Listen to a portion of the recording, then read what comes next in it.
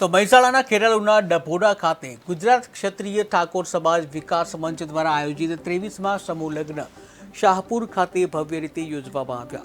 આ પ્રસંગે 68 નવદંપતીઓએ પ્રભુતામાં પગલાં પાડતા નવ જીવનમાં જે પગલાં પાડ્યા હતા। ત્યારે આ કાર્યક્રમમાં વિશિષ્ટ હાજરી રહી અને જેમાં બનાસકાંઠા સાંસદ ગિરીબેન ઠાકોર, પાટણ સાંસદ ભરતસિંહ ડાભી, સાબરકાંઠા સાંસદ શોભનાબેન બારૈયા, પૂર્વ સાંસદ જુગલજી ઠાકોર, ગુજરાત ઠાકોર કેળવણી મંડળના પ્રમુખ રોહિતજી ઠાકોર અને સંત પ્રેમાનંદ બાપુ જેવા આગેવાનો અને સમુદાયના મહાનુભાવોએ નવ દંપતીઓને આશીર્વચનો આપ્યા હતા। આ સમૂહ લગ્ન કાર્યક્રમમાં ઉમટેલા લોકો તથા અન્ય આગેવાનો દ્વારા જે નવદંપતીઓ છે તેઓના ભવિષ્ય માટે, શ્રેષ્ઠ જીવન માટે શુભકામનાઓ અને આશીર્વાદ આપવામાં આવ્યા હતા।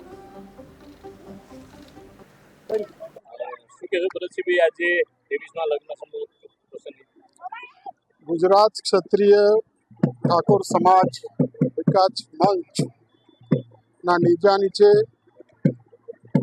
શાહુપુરાની પવિત્ર ભૂમિ ઉપર જો માં અંબાના દર્શન કરવા માટે ભાદરવી પૂનમના કેમ્પો લાગે છે। એ જગ્યા ઉપર ઠાકોર સમાજના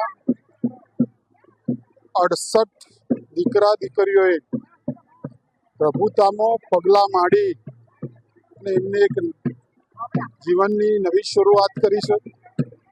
એ દંપતીઓનો અહીંથી સમાજના સૌ શ્રેષ્ઠીઓએ, MP, MLA, મહંતોએ આશીર્વાદ આપ્યા અને એવા દીકરાઓને આ સંસ્થા કેળવણી ક્ષેત્રે પણ arts, commerce, science college, BSc nursing college, GNM nursing college, Baba Saheb Ambedkar નામે